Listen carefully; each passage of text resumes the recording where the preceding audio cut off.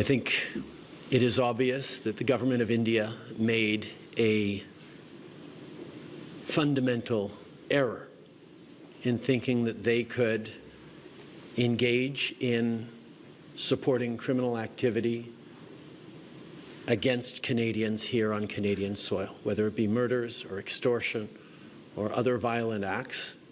It is absolutely unacceptable for any country, any democracy that upholds the rule of law.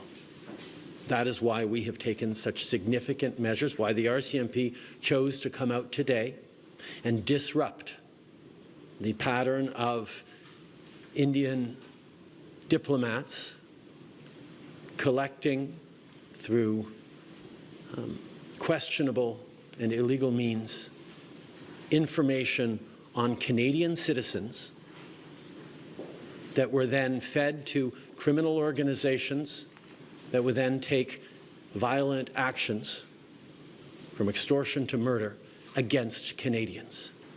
No country, particularly not a democracy that upholds the rule of law, can accept this fundamental violation of its sovereignty. Canada fully accepts and respects the sovereignty and the territorial integrity of India. We expect India to do the same. In this case, they did not. Next question. Tonda McCharles, Toronto Star. Sir, given the magnitude of the diplomatic disruption that's happened now, I wonder if you can give us some clarity, because while I think I'm trying to read into what you're saying, that these 6 diplomats were sharing information with others. Are those others the criminal organizations, the so-called agents of India, or are you saying the actual diplomats and consular officials were actively involved in the events? And one other clarity, if you could provide in terms of the time frame you're talking about. Is it over the last 4 weeks? Is it since the last 2 years? Just some clarity on those two things. As the RCMP Commissioner pointed out this morning, these are ongoing investigations that are already before the courts in some situations and will end up in trials in the coming months in other situations. So what the RCMP can share and the details of this are extremely limited. As those trials unfold, much more will be known.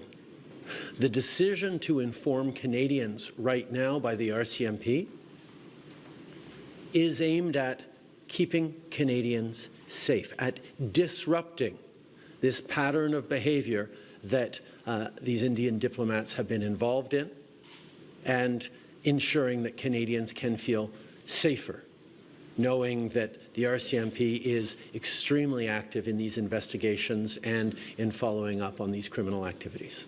So again, around the diplomatic sort of explosion now we've seen in your relationships, your government's reached out to the Five Eyes allies. What pledge of support have you gotten from each of those? Are they backing you up in these claims? And what repercussions do you expect? Well, first of all, let's highlight that none of us want to be in this situation.